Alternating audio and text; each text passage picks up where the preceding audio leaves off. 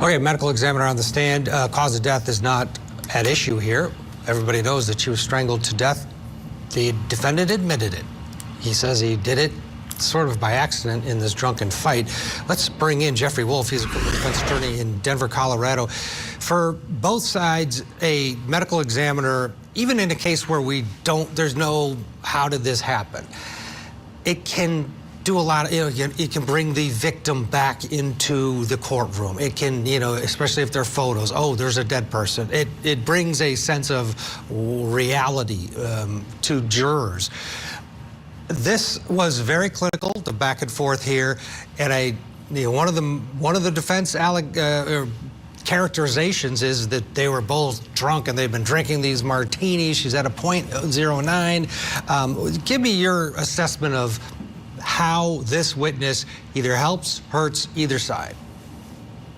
Well, I mean, medical examiners, in my experience, cut both ways, right? Because, like you said, they bring the victim into the courtroom, essentially. They paint the picture of the deceased in a way that can't be done really any other way. There are autopsy photos that typically come in and they describe the injuries that the person suffered. And a lot of times they do what we just saw them do, which is to minimize the bad facts about the deceased. .096, right? You can hear that in any trial that involves intoxication when it is a defendant as drunk. It is legally drunk. If you get a DUI, you have a vehicular homicide case, the prosecutor and anyone else from a forensic perspective are going to pound their fist on the table about how that person is legally, per se, drunk. But what did the medical examiner do there? She said, well, it really depends on how it affects an individual person. If you drink a little bit more, that might not affect you as much. So she softened the blow there for the deceased, for the victim in this case, in a way that she would not have done it if it had been the BAC of the defendant in a case. And so, again, they cut both ways depending on who they're working for and who they're coming in to testify about. And if I am the defense attorney in this case, I am going to absolutely hammer that bias. Yeah, that's a good point. Yeah, because she went out of her way as the medical examiner to educate the jury on, well, to your point, maybe she wasn't drunk at all, because if she was used to drinking at a .09, and does it metabolize afterwards at all? I mean, is that .09 when you die? Is that it? Or does your body bring it down a little bit? We'll see if the defense tries to explore that on cross-examination.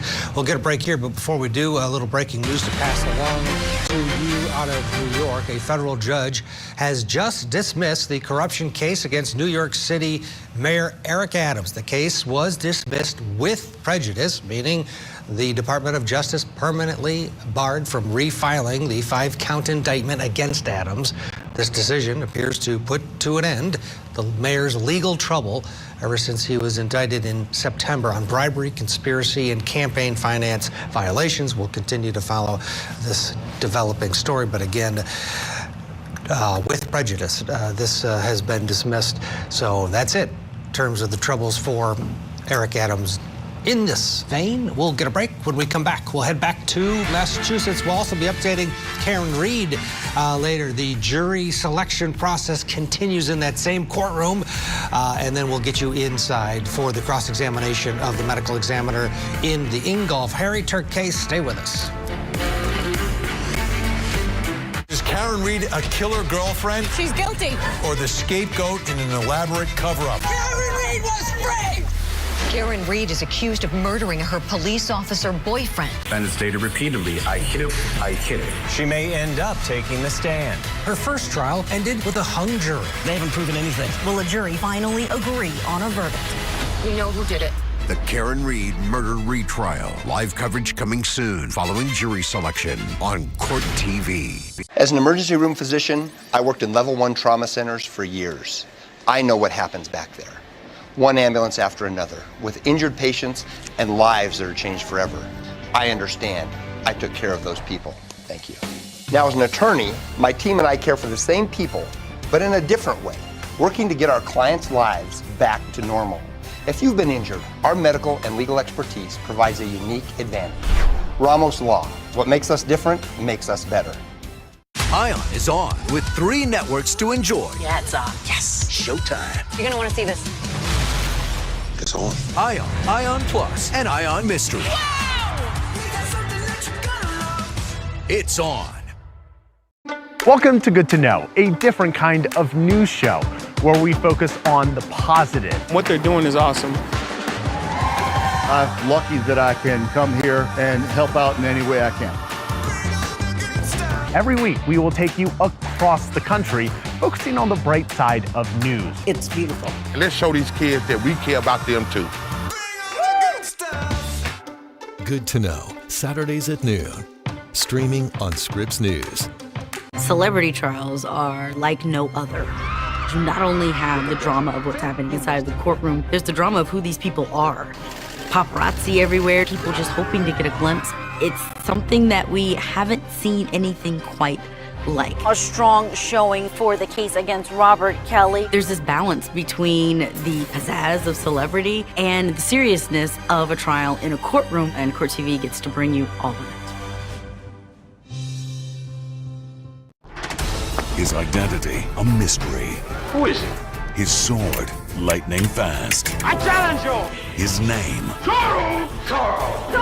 Zorro. Tuesdays starting 5/4 Central on Grid Extra. Mondays. First you moved in, you banned cigar smoke and kitchen nudity. Oscar Madison. Just doing my daily yoga. Felix Unger. You're not exactly a guy's guy. Why? Because I use coasters?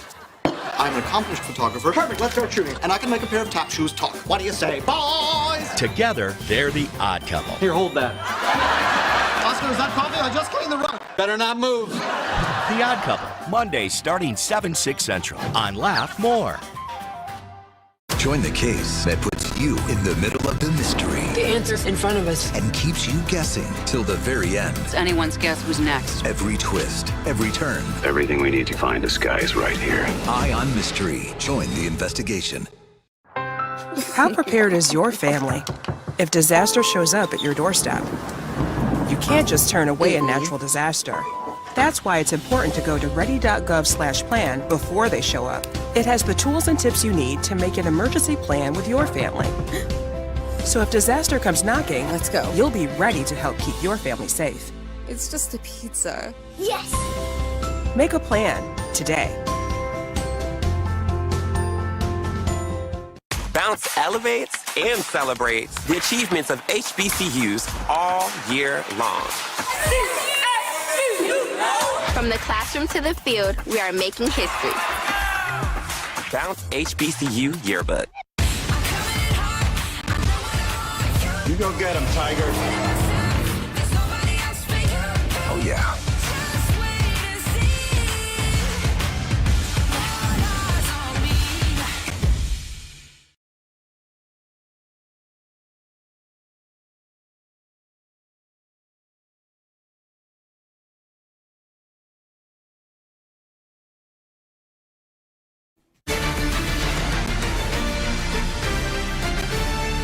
Welcome back to Court TV Live. The Surgeon Strangles wife murder trial for Ingolf Harry Turk continues in Massachusetts. It's the same courthouse in Dedham where the Karen Reed trial is underway. Day 2 of jury selection. We'll be talking about that in just a bit. Get you the latest. The prosecution in the Turk case says that he confessed to murdering his wife. They got in a fight. He strangled her. Okay, it's over. Well, the defense says it was a drunken fight. He didn't mean to kill her. He realized, okay, she's dead, and he just freaked out. He freaked out, put her body in a pond instead of calling 911. Is that a defense? In this case, it is. Let's get you back into the courtroom for cross-examination of the medical examiner, Dr. Michelle Matthews. Yes. And you also have not you personally, but the Chief Medical Examiner's office, you also have an office in Pocasset, is that right?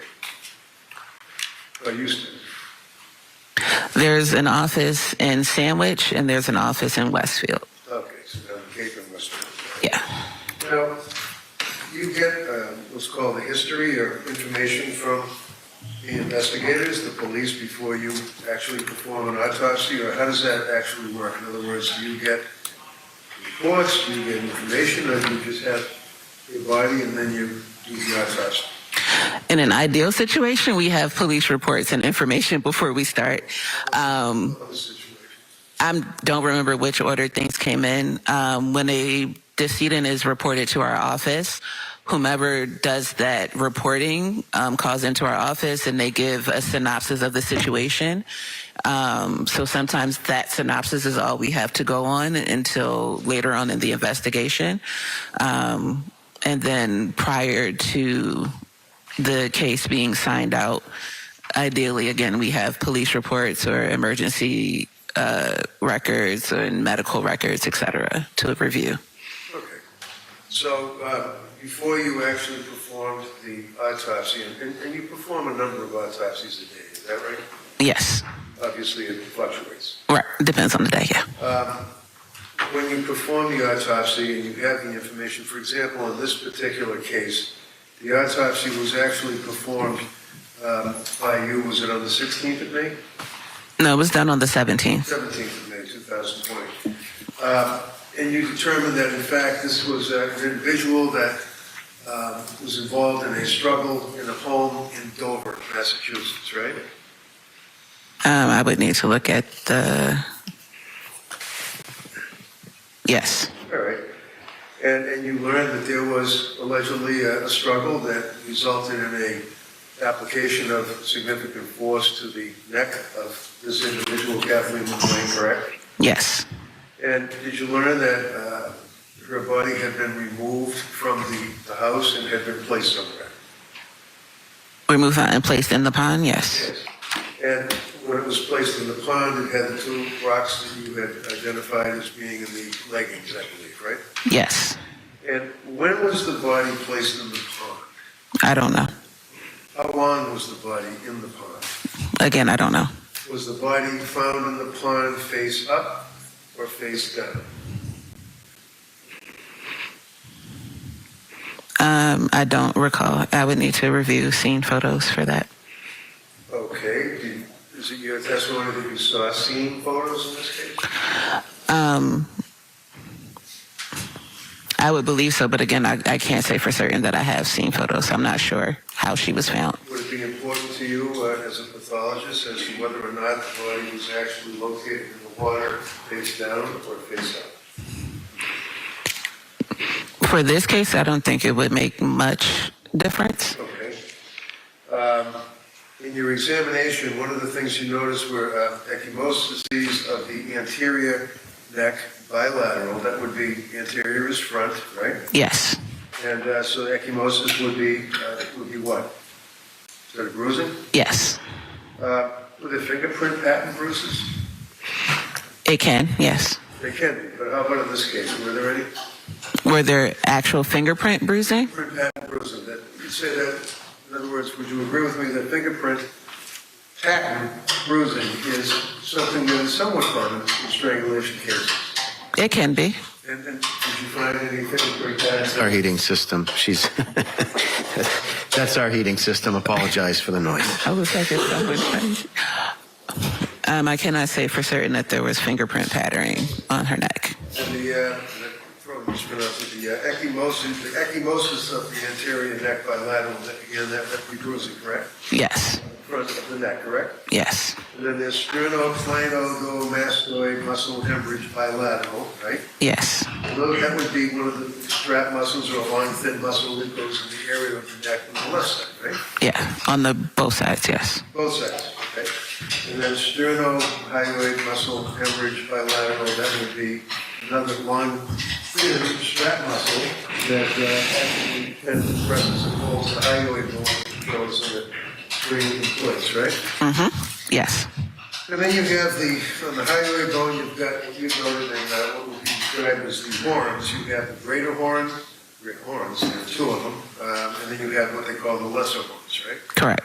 And I think you said something that as you get older or whatever, they calcify. In other words, they're not cartilagey, they might be a little stiff. Correct. And that might possibly be indicative of a person that has been subjected to significant application of force to the neck if you have what's referred to as a hyoid fracture, right? Yes. Now, the hyoid fracture, in this case, you noted was on the greater horn, that in fact it was on the left of the greater horn, meaning larger process, if you will, that sticks out of that bone. Yes. And that would tell you that, in fact, the greater horn being on the left-hand side of the neck was where there was a significant application of pressure that caused the cracking of the hyoid bone, right? Yes. You have scleral, is that scleral? Scleral, yes. Scleral hemorrhage, bilateral. Now, when you say scleral hemorrhage, that's not petechiae, right? They are petechiae. Oh, okay. So you're using the term scleral hemorrhage interchangeable with petechiae, is that correct? Petechiae are a type of hemorrhage. All right, so scleral hemorrhaging actually would be the small blood vessels that they break, and that they're basically broken blood vessels. Correct. You're familiar with the book of Medical Legal Investigation of Death, 4th edition, Werner Spitz. Used to be old Spitz and Fisher, but now it's Werner Spitz. You're familiar with that, correct? I'm familiar with its existence. That's kind of like the Bible for pathology, right? For forensics, yes. Yeah, and you've certainly heard of Werner Spitz, and you've certainly heard of Dr. Fisher, right? Sure, yes. I mean, they're kind of like legendary in the pathology field, if you will, right? Sure, I guess. Okay. So you'd agree with me that and you're familiar with this book, and they use it in medical schools and everything, right? Not in medical school, no. Not in medical school? No, that's a forensic pathology book, so that would be specific to forensic. Very well after, yes. You probably have it in your library as well. I do have it. Now, would you agree with me that the scleral hemorrhage is the break in the conjunctivae? What's the conjunctivae? What is that? So the conjunctiva is the inside of your eyelids. So kind of like if you were to pull your eyelid down, and that like kind of light pink fleshy area is your conjunctiva, and the sclera is like the white part of your eyeball. All right. And the scleral hemorrhage would be the broken blood vessel that would be noted in the sclera, I guess. Correct. That would be like a little red. Okay, a methodical cross on the medical examiner in the Turk case. We'll get a break. We'll shift gears when we come back. We'll stay in the same area, Dedham, Massachusetts, but we're going to talk Karen Reed, jury selection, day 2. How are they doing? We'll give you an update right after this. Whatever you need for your farm, ranch, homestead, or the outdoors, Big R has got it. Firearms and ammo? Check. Tools from DeWalt in Milwaukee? Check. Clothes from Carhartt and Wrangler? Check. Whatever you need, you'll find it at Big R. A tiny sweater for your dog Mittens. Well, almost anything. However you want to shop and whatever you need, let Big R be the place to help you out. Find them at BigR.com. Big R, almost anything. Big R's got it. Welcome to Good to Know, a different kind of news show where we focus on the positive. What they're doing is awesome. I'm lucky that I can come here and help out in any way I can. Every week, we will take you across the country, focusing on the bright side of news. It's beautiful. And let's show these kids that we care about them too. Good to Know, Saturdays at noon. Streaming on Scripps News. I didn't hear anybody knock. Shall we proceed? My boss is the best shot in the whole world. Isn't it exciting? They call you the rifle man. Just make it good. How prepared is your family if disaster shows up at your doorstep? You can't just turn away a natural disaster. That's why it's important to go to ready.gov/plan before they show up. It has the tools and tips you need to make an emergency plan with your family. So if disaster comes knocking, let's go. You'll be ready to help keep your family safe. It's just a pizza. Yes! Make a plan today. They're consistently caring. There she is. Reliably relatable. It's a cleaning comforter. You can wash these? And dependably honest. Got everything? Everything but happiness. Hilariously, brutally honest. Austin says I don't listen enough. Does he also say you drink too much? Because that's coming. How else does a kid learn? Encouragement, positive role models, cash if you're tired. One of today's funniest shows, The Counters. Weeknights starting 11/10 Central on Laugh More. Bounce elevates, and celebrates the achievements of HBCUs all year long. From the classroom to the field, we are making history. Bounce HBCU Yearbook. Ion is on with 3 networks to enjoy. Yeah, it's on. Yes, showtime. You're gonna want to see this. It's on. Ion, Ion Plus, and Ion Mystery. It's on. Join the case that puts you in the middle of the mystery. The answer's in front of us. And keeps you guessing till the very end. It's anyone's guess who's next. Every twist, every turn. Everything we need to find this guy is right here. Ion Mystery. Join the investigation. I've worked hard all my life. I learned the secret to success is speaking in your authentic voice. And I bring that lesson to my show every morning. Opening Statement with Julie Grant. Weekday mornings at 8, 7 Central. Only on Court TV. You go get him, Tiger. Oh, yeah.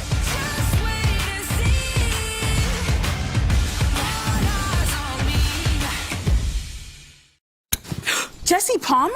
So you do remember me, and I know you haven't been watching. TV's expensive. Not with Tableau. Pay once and watch happily ever after. You can record too. Learn more at TableauTV.com. It's not fantasy, it's reality.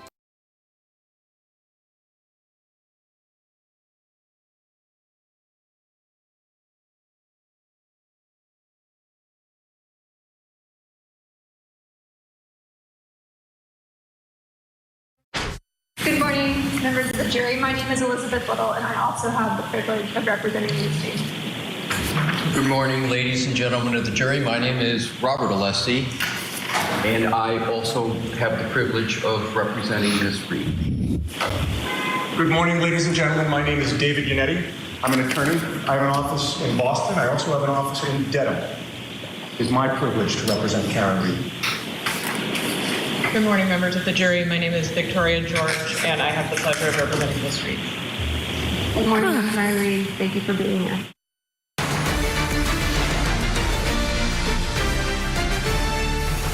The introductions from Karen Reed's new defense team. Wow, there's some holdovers from Karen Reed 1, but a couple additions too. Alessi and then Victoria George. She was a juror the last time around. She was in the same position as those jurors on those introductions. That was day 1. It's time for day 2 of jury selection now. That process is expected to take at least a week or more because so many people have heard about this case in the first trial that, of course, ended in a mistrial. During the first round of questioning yesterday, a jury pool of 91 people came in. 78 of the 91 had seen or heard or talked about the Reed case. Of those people, 40 said they have an opinion, and 16 said they have a real opinion. They have developed a bias.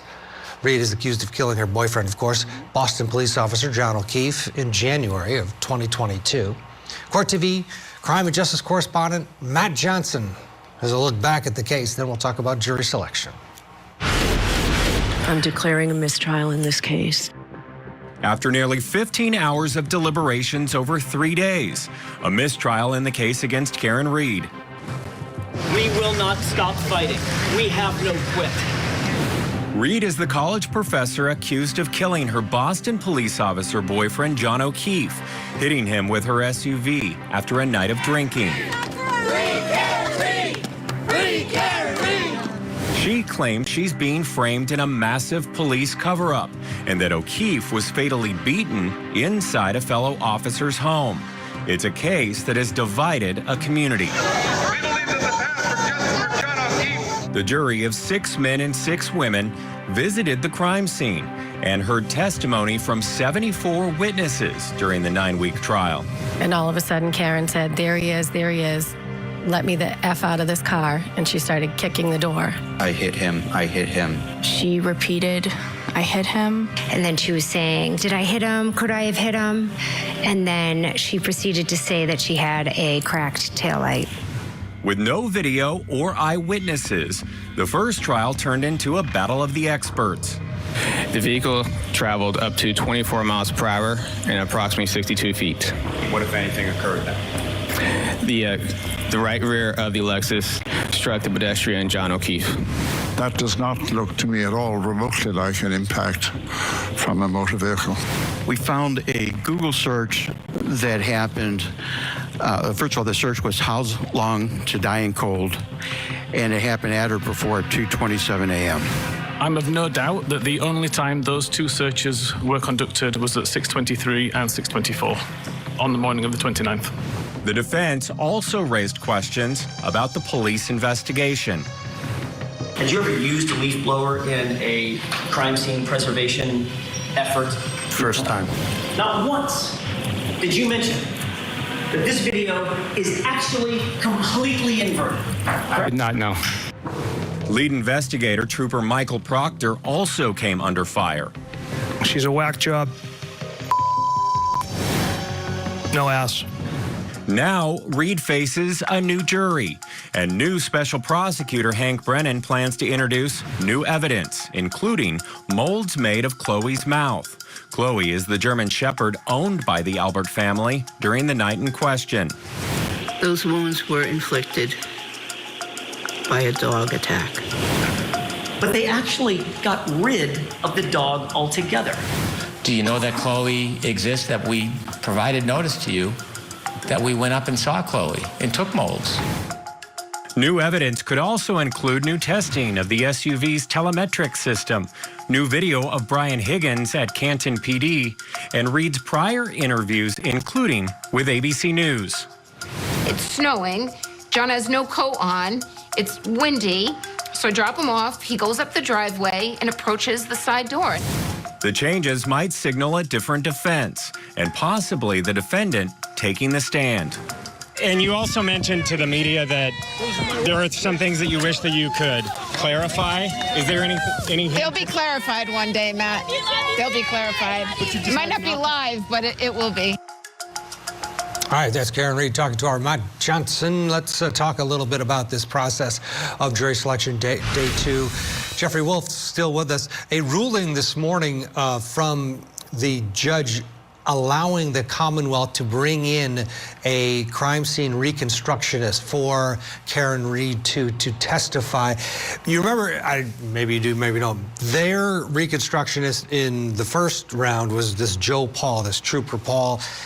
Pretty green, pretty basic, got annihilated, one could argue, on cross-examination, comparing him to the defense reconstructionist team, which was hired by the federal government. It wasn't even a fair fight. Now they'll have their own expert come in, and this time around, the defense will have to disclose that, yes, they did compensate the other reconstructionists that did such a great job the first time around, partly because they appeared to be unbiased. Big picture, same set of facts, different attorneys, different jury. Why should any side think there's going to be a different outcome? Well, the reason that retrials are so different and the reason that there could be a different outcome here is because both sides have seen what the other's best pitch was, essentially. And it allows everyone to retool and come back and bring in new strategies. And quite frankly, this judge is ruling differently about what evidence is going to come in because now she has seen what the attorneys have done with her initial rulings, and she doesn't really like what they've done with her initial rulings. And so she's retooled what she's going to allow the attorneys to do the second go around. She's kicked one attorney off the case, which was, quite frankly, one of the more passionate advocates in the case in Mr. Jackson.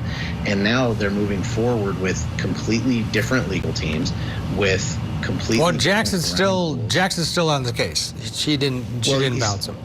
Okay, I'm sorry. No worries. There was a talk that he might be because of the representation to the court about the crime scene experts. But no, he is very much still in the case. In fact, we've learned that he will be doing the openings. Okay. What do you? But the intros. That was my mistake. No worries. There are a lot of moving parts in this one. Victoria George, the new attorney brought in by the defense, who was a juror. the first time around. She has her law degree, just graduated law school. She's sitting as a juror. Now she's sitting at the defense table. What kind of insight will that individual, Victoria George, give the defense team, if any? Or is this, hey, she wants to join, let her join, she's volunteering? I think it's incredibly invaluable for the defense, quite frankly, because what I have found anytime I talk to a jury after a trial is that there are all of these things that the prosecutor and myself have talked about during the case, on the things that we are focused on and the things that we are arguing about in a case, whether it's behind the scenes or whether it's at a motions hearing prior to a case starting. And then we go and talk to the jury afterwards, and they are looking at something completely different that none of the attorneys or the judge have focused on. And what this juror is able to do is to give insight into what the jury was actually thinking, because I think it's well known that jurors actually do talk during breaks, and even though they're instructed by the judge to never discuss the case, quote unquote, I think everybody knows that they do. And so this juror is able to give that invaluable insight to the defense team. And quite frankly, I'm a little surprised at how often judges will allow this to occur in cases, because we know this isn't the first time that this has occurred, because now the defense is basically got a window into the way the jury thought about the evidence the first time around, and I think it's going to be invaluable to the defense team. Yeah, it is a unique situation that she's in. There's also, for Karen Reed's supporters, they're not happy because the court has implemented a larger zone around the courthouse. So we're not going to have that whole Free Karen Reed noise coming inside the walls of the courthouse because they've been pushed back by a couple blocks. Well, you probably still hear they just sued Turtle Boys there. Oh yeah, we'll see. Maybe it changes. Maybe it changes. Right. They are fighting that vehemently. All right, lots to talk. We talk about Karen Reed for hours and hours and hours, but we're going to get a break, and we're going to switch gears to Michigan because there is some unique evidence coming in to the Linda Sturmer case right now. We want to get up there and show it to you. Witness on the stand showing images of that minivan, the family car that Linda allegedly used to intentionally hit her husband with and kill him after she tried to burn him, and it didn't work. Stay with us.